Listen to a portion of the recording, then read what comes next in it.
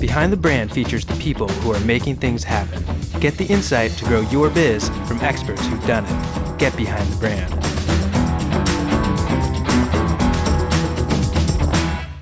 Hi, I'm Brian Elliott. Welcome to another edition of Behind the Brand. Today I'm here with Clark Kokich, chairman of Razorfish and author of the new book, Do or Die. Clark, welcome to the show. Thank you, Brian. It's great to be here. Clark, I usually ask my guests, how'd you get this job? I went to work in 1999 for a company called Avenue A, which acquired Razorfish in 2004. We merged the two companies, and I became CEO. I had started a company in Seattle that I managed to close down and lose $5 million of other people's money. One of those investors was the founder of Avenue A, and he took pity on me and gave me a job. Talk to us about some of the projects that you're working on right now. So most of the work we do is what we would call integrated online marketing. And rather than just doing advertising for a client or just building websites, we're trying to figure out what can we do that will transform the experience of being a customer for that client. What can we build? What can we create that will bring the customers into that relationship with the brand in a way that's never existed before? So it's not really advertising. It's more about building things, doing things. And that's what the book is all about. That's where the title Do or Die came from. So you've written this new book. Who'd you write it for? I wrote it primarily for senior leaders of businesses. So if you're in marketing, particularly digital marketing, you know what's going on and what's supposed to be happening, but it isn't happening. And most big brands are really struggling to transform their companies to take advantage of what digital has to offer. And a lot of that, I think, is from a lack of understanding from the senior leadership of those customers, what they should expect from marketing. What they expect is what they've always expected. Run some ads and let's sell something. And marketing is very different today. And so that's what the book is all about. Let's unpack that just a little bit. So what's not happening that should be happening? So what's happening is companies are still saying things. They're running ads to tell you why you should like their product or why you should buy their product. What companies need to be doing is doing things, building experiences that causes their customers to share with each other, basically doing a better job of being a brand. And in the past, marketing people didn't have much to do with that. The marketing people took whatever was given to them by product development and manufacturing and sold it. But now with mobile, social, all the web applications that are possible, digital out of home, viral gaming, you have so many tools that for some brands, take Virgin America as an example, for a company like Virgin America, the digital experience that they've created around the in-plane experience is as important as the in-plane experience itself. Another company, Vail, has done a fantastic job of deploying social media, not by saying, let's get on there and chat on Facebook, by building something that people love and that every time they go skiing, they engage through social media to tell their friends about it. So it's called Epic Mix.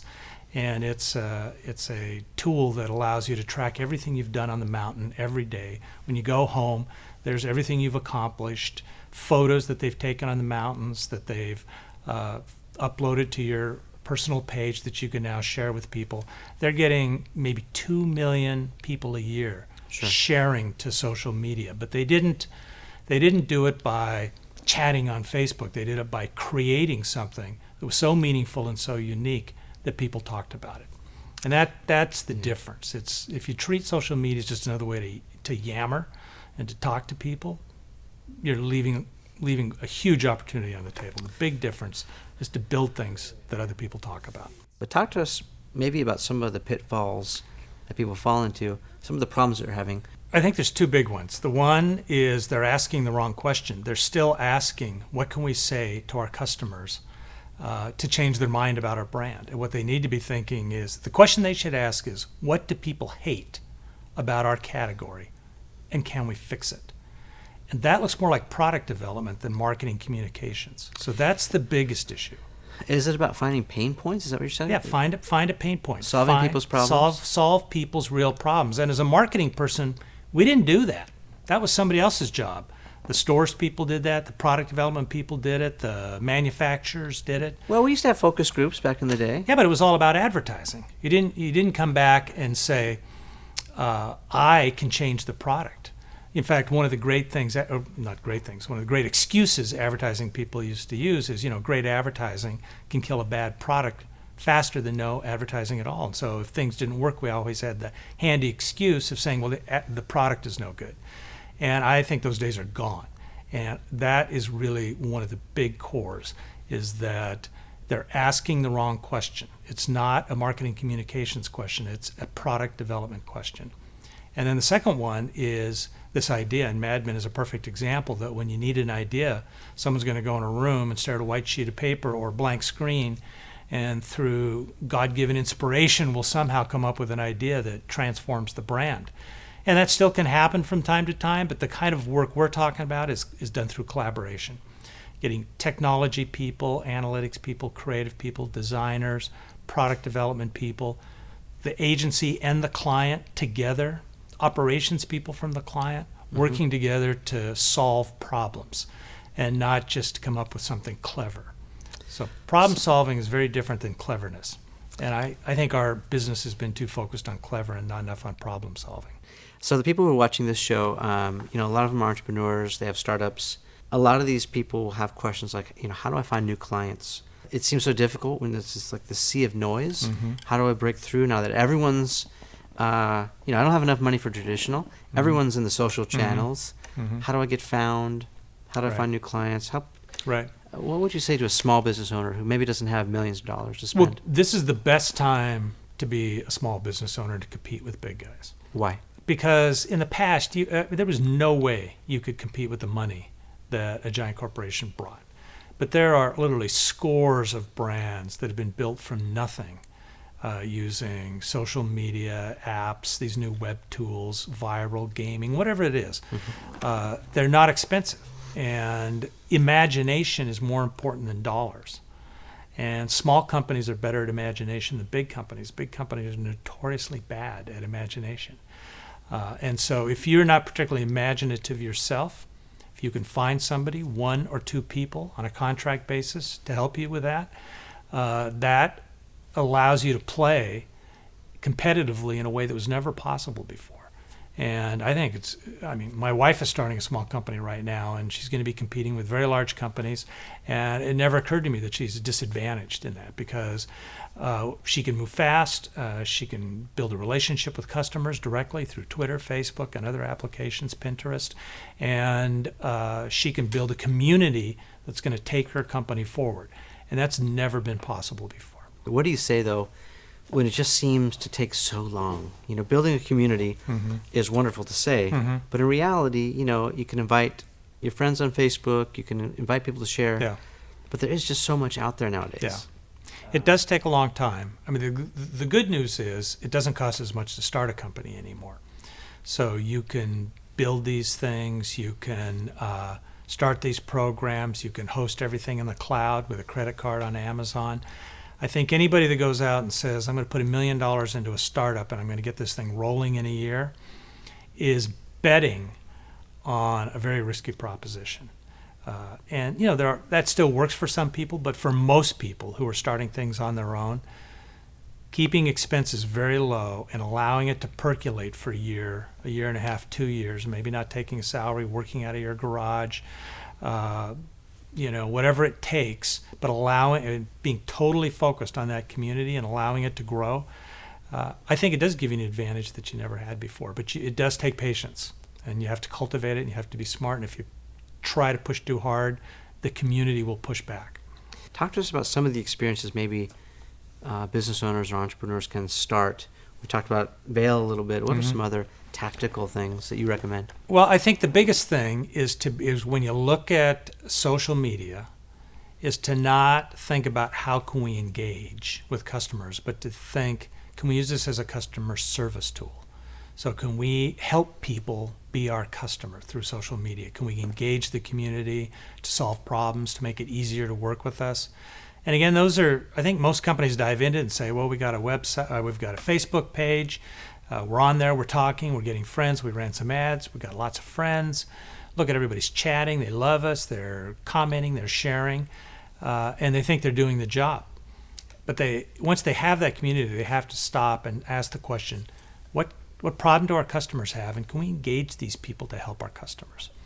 And anybody can do that. Assuming we can get a community, that's fine and dandy, but how do we know even where to find those people in the first place? What are some of the tools that we can use to find them? If you're finding them, you're doing it incorrectly. They should be finding each other. You start, literally most people start with their personal friends, their personal Facebook page, and invite people to their business Facebook page. Right. And if nothing happens after that, it's because you're not doing anything worth talking about. Or you're just posting facts to the page and not giving people things to talk about and engage. And if you can grow that organically, then you're going to have a powerful relationship with that community. So back to your earlier point, it takes patience. Yeah. It's not something that you can say, well, let's spend $10,000. I mean, you can buy likes. And you're going to have literally thousands of people liking your brand because they took a look, they liked it, but your actual exposure and impact on that group is going to be minimal. Yeah, totally agree. It's probably more harm than it is good. Yeah, but I guess what I'm absolutely. getting at, and I'm still wrestling with this myself, and that is, yes, I totally agree that things that are awesome are shareable. Things that are not are, they're not remarkable. No one will make remarks about it, and it will just go away, and that's a barometer to how well you're doing. At the same time, there's a lot of great stuff out there that no one is able to discover because we have now become so desensitized to all this stuff. Yeah, there's so much of it. Yeah, well, and marketers and other friends who've blasted stuff our way have kind of tainted us in a way, right? Where if something does come along, my analogy is clams and pearls, right? There's all these clams that we've opened and nothing in them, and we're just so tired of opening them and finding nothing that we throw out the ones with the pearls in it. Right. I'm curious about how to break through there. Is it just time? Well, I mean, you use the word awesome. Awesome and relevant may be the only two things that work anymore. So if I get a lot of invites to things or see comments on things that my friends seem to love that I totally ignore. I have a very narrow range of interests. And if I see something awesome that fits within what I care about, I'm going to pay attention and I'm going to do something about it. If I see something ordinary that fits in my range of interests, I'm probably going to ignore it. You let it float by. Let it flow by. I mean, you're right, the standard has become so high. So if you do something that's awesome and relevant, what you're going to end up with is a small group of fanatics that are following and involved with your brand and creating your community. And that, for a small company, I think is what you want to achieve. And from there, things can take off and expand. But I think anything less than awesome and relevant probably won't cut it today. I mean, that's one of the good things that happen is I think products and services are getting better because the expectations are getting higher and higher. I mean, it's like you don't open a restaurant in New York unless you get damn good food. Yeah. And the same thing is happening globally with products and services. Don't bother unless it's special. There's lots of comedy about this, where people will complain about Wi-Fi in an airplane or, even the slow response of this, and, you feel like you deserve it. Yeah. And, it's this technology that changes our lives, but yet we're so spoiled with it. Yeah. So here we are today and what we know. Where's this thing headed and what can we maybe look out for? When you look at what's happened in newspapers over the last few years and their revenue just falling off a cliff, and I hate to say this because people have, predicted the demise of advertising for years. It hasn't happened. But if you look at what's happening with audience fragmentation and costs of television, I do believe over the next 5 to 10 years, you're going to see TV advertising and traditional push advertising becoming more and more expensive and less available, less interesting to more and more companies. So won't prices come down then? At some point. There's law and supply and demand. At some point, yeah. But I think once there's that shift, the TV is still the only medium where you can go out and have everybody hear you in days. Yeah, it's a big net. And it happens it's a fast. huge net. Yeah. When that goes away, when people are just downloading content to any device without advertising that they want at any time, through anyone, there's half a dozen companies attempting to do that, including Apple and other big ones. When that gets figured out and people consume all their video content that way, advertisers are finally going to have to say, We don't have that option anymore. We don't have that ability to get a message to everybody quickly. And I think we haven't figured that out as an industry because we haven't had to face it. We do. I mean, the world has basically become TV and digital in terms of marketing. Still a little magazine or radio left, but for the most part, it's television for reach, digital for experience. And that's the new model of marketing. And I'm concerned what's going to happen in 5 or 10 years when that reach opportunity just isn't there. We don't have a model for how to replace that. Let's talk about mistakes for a minute. And, there's this great stigma attached to failure, mistakes, whatnot. The reality is you can't have one without the other. Right. For the purpose of people watching the show who want to sort of avoid possible things that you've gone through, talk to us about some of things that you'd categorize as failures.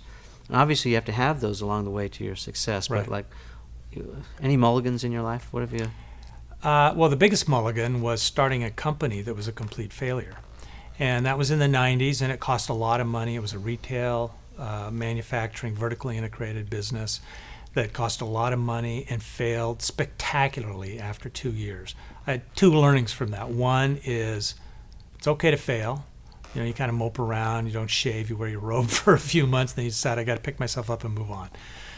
The other learning was that try to avoid those kind of big failures. And we work mainly in companies where if a middle manager has a huge failure, it's probably going to cost them their job. So the secret is to fail small into things that work.